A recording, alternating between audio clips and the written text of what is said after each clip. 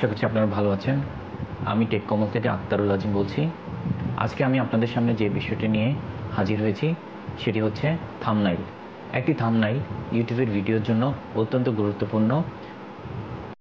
যত সুন্দর হবে, যত কার্যকরী হবে, সেটার উপর ইউটিউবের দর্শকের সংখ্যাও বাড়বে। অতএব থাম্বনেইলকে অবশ্যই গুরুত্ব সহকারে নিতে হবে। একটি ভিডিওর পুরো তাৎপর্যটাকে সুন্দরভাবে ফুটিয়ে তোলে।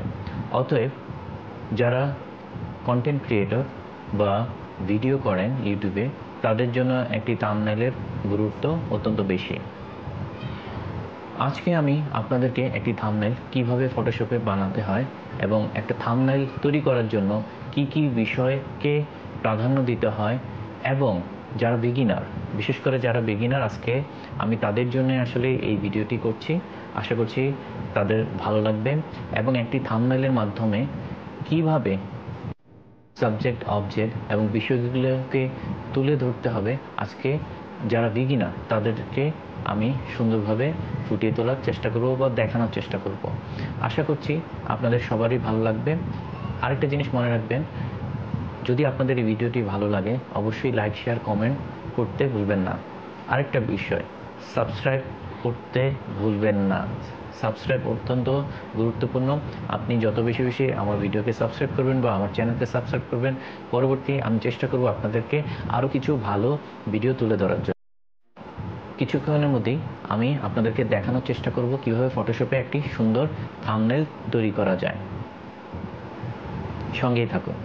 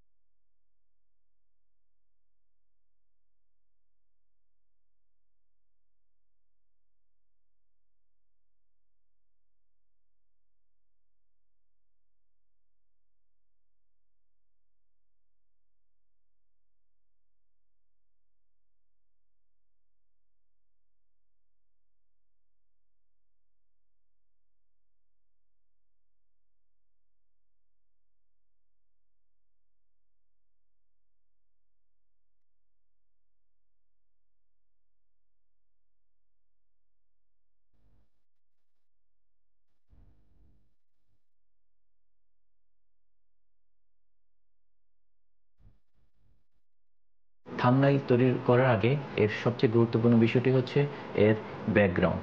অতএব আমরা ব্যাকগ্রাউন্ডটি কোথা থেকে কিভাবে ডাউনলোড করব আমি আপনাদেরকে দেখিয়ে দিচ্ছি।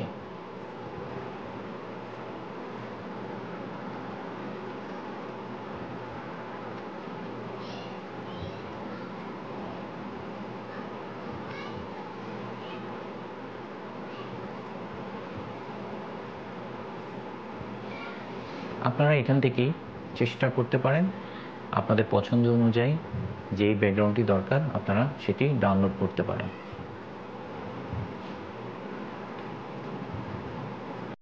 আমি অলরেডি বেশ কিছু ব্যাকগ্রাউন্ড, থাম্বনেইল ব্যাকগ্রাউন্ড সেভ করে রেখেছি। এখান থেকে যে কোনো একটি আমি সিলেক্ট করে নিচ্ছি।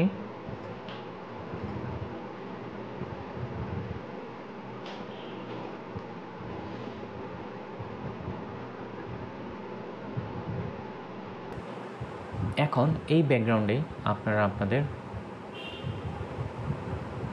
যেই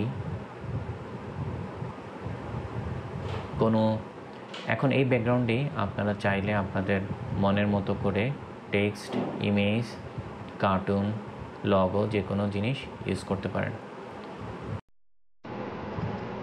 এখন আসি, আমরা এই ছবিটি অ্যাড করব, শুধুমাত্র ছবিটি, ব্যাকগ্রাউন্ডে নিব না। এখন এই ছবিটি কিভাবে নেব ফটোশপে আপনাদেরকে একটু দেখিয়ে দিচ্ছি। এখানে আপনারা দেখতে পাচ্ছেন কুইক সিলেকশন টুল। আমরা এটি সিলেক্ট করব। সিলেক্ট করার পর চেষ্টা করব যতটুকু সম্ভব ছবিটাকে সিলেক্ট করার। ছবিটি সিলেক্ট করার সময় দেখব আমরা এই ছবিটির যতটুকু অংশ নিতে চাই অতটুকু অংশ যাতে কোনোভাবে এর কোনো এডজ যাতে মিস না হয়। যতটুকু সম্ভব আমরা সিলেক্ট করে নিয়ে নিব। এখন আপনারা বলতে পারেন যে সিলেক্ট করার সময় বেশ কিছু এজ এদিক ওদিক হয়ে গেছে, এগুলো আমরা কারেকশন করে নিতে পারবো পরবর্তীতে। কিভাবে করব আমি আপনাদেরকে দেখিয়ে দিব। এখন মোটামুটি সিলেক্ট হয়ে গেছে। এরপর আমি যেটা করব কন্ট্রোল সি, কিবোর্ডে কন্ট্রোল সি দেওয়ার পর আমরা এই ছবিটাকে ড্র্যাগ করে নিয়ে যাব। হ্যাঁ, দেখতে পাচ্ছেন বেশ কিছু ছবির পাশাপাশি বেশ কিছু ব্যাকগ্রাউন্ড চলে আসছে। সো এগুলোকে আমরা ইরেজার টুল দিয়ে রিমুভ করব। কিভাবে করব আপনাদেরকে আমি দেখিয়ে দিচ্ছি। কন্ট্রোল টি দিয়ে আমরা এই ছবিটিকে ছোট করতে পারবো, বড় করতে পারবো।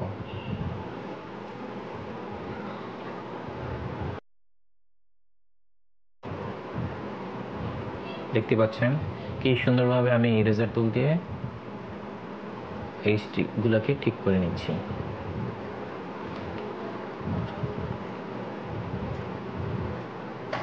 সো আপনারা আপনাদের প্রয়োজন মতো এজগুলোকে ঠিক করে নিতে পারেন।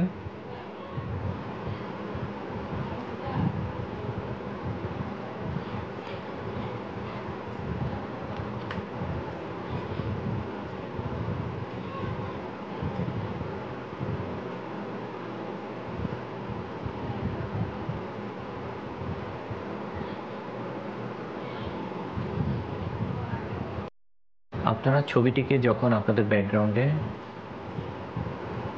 অ্যাড করবেন তখন চেষ্টা করবেন এর রেশিওটা যাতে ঠিক থাকে।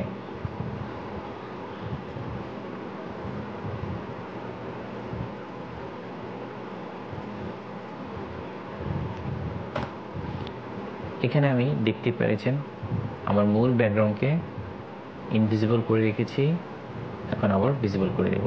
সো এখন দেখতে ভালোই লাগছে, ছবিটি সুন্দরভাবে ব্যাকগ্রাউন্ডের সাথে চলে আসছে। এখন আমি আরও কিছু কাজ করব, সেটা হচ্ছে এই ইমেজটিকে বা ইমেজে এজগুলোতে কিছু স্ট্রোক ইউজ করা, যাতে এই ইমেজটিকে একটু অন্যরকম দেখা যায়। আমরা যখন স্ট্রোক ইউজ করব খেয়াল করব স্ট্রোককে যাতে ইমব্যালেন্স না হয়, স্ট্রোকটি যাতে সুন্দর হয়, স্ট্রোকের কারণে যাতে আপনার ব্যাকগ্রাউন্ড এবং ইমেজটি যাতে নষ্ট না হয়, এদিকে বিশেষভাবে খেয়াল করব।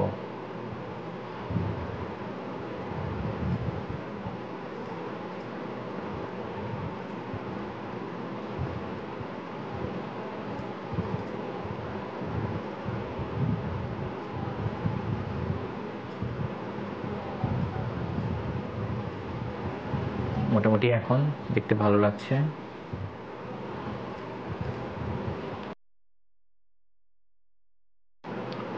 শুধু দর্শকবৃন্দ, এখন আমরা টেক্সট টুল দিয়ে আমরা আমাদের টেক্সটগুলো লেখার চেষ্টা করব।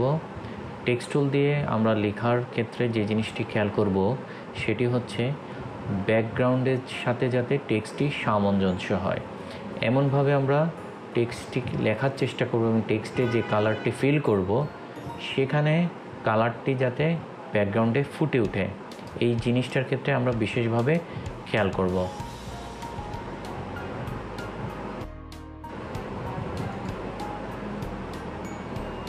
ধরেন এখন আমি এই ব্যাকগ্রাউন্ডে ইউটিউব এই টেক্সটটি লিখেছি। এখন টেক্সটির কালারটি আমরা কি দিব সেটি অবশ্যই যাতে ব্যাকগ্রাউন্ডের উপর ফুটে ওঠে। সঙ্গেই থাকুন।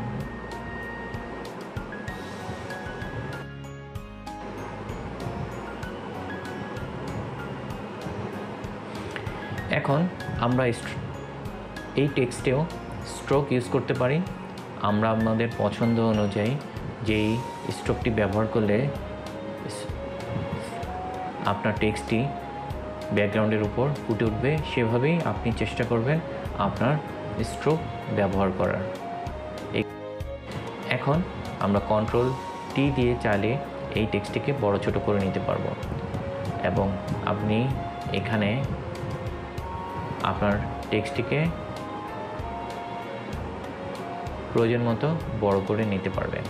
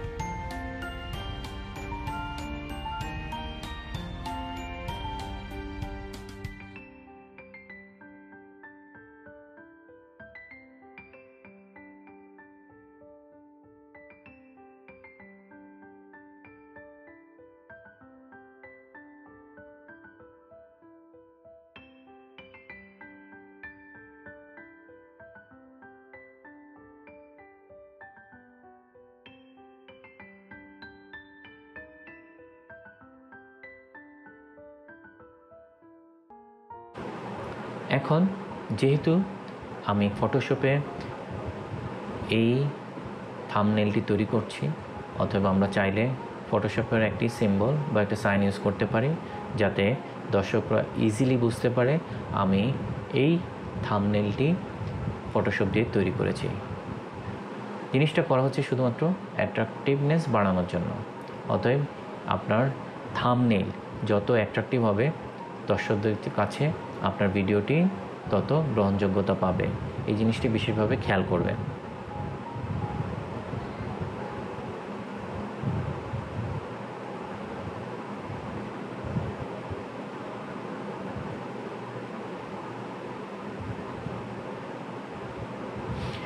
এখানেও আপনি যখন ফটোশপ এই সিম্বলটিকে আপনার মূল ব্যাকগ্রাউন্ডে নিয়ে আসার চেষ্টা করবেন, তখন কুইক সিলেকশন টুল দিয়ে আপনি আপনার এই ফটোশপ সিম্বলটিকে সিলেক্ট করবেন।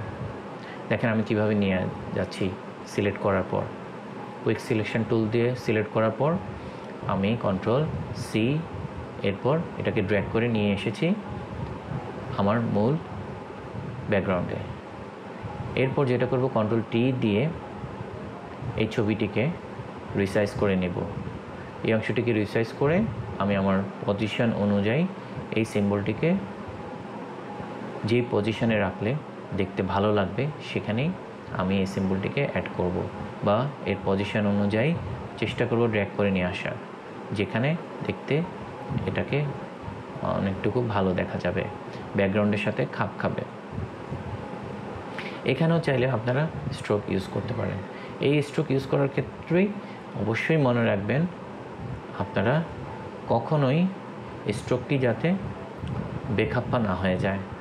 এর মানে হচ্ছে আপনার ইমেজের সাথে ইমেজের যে ব্যাকগ্রাউন্ডটি সেটির সাথে যাতে সামঞ্জস্যপূর্ণ হয়।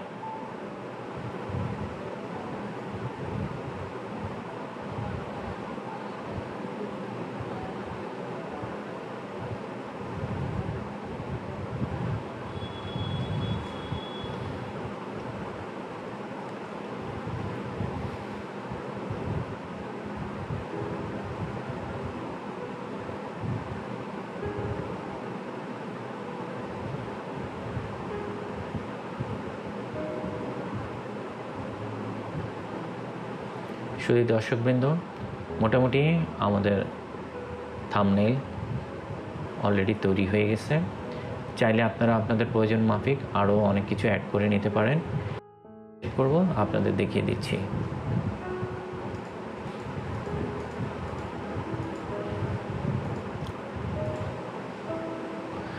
আমরা ফাইলে যাব, ফাইল থেকে সেভ অ্যাজ, ফাইল থেকে সেভ অ্যাজ।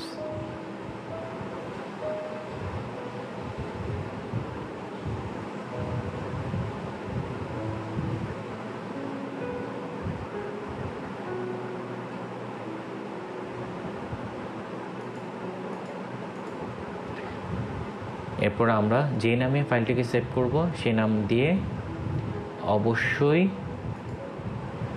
চেষ্টা করব এটাকে জেপিজি ফরম্যাট, অবশ্যই জেপিজি ফরম্যাটে সেভ করব।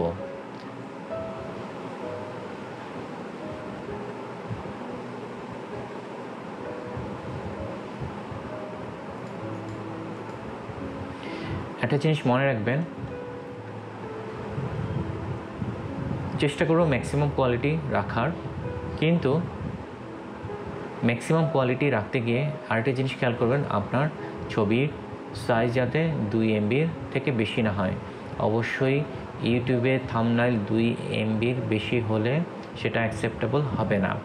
অতএব আপনি চেষ্টা করবেন 2 MBর মধ্যে রাখার।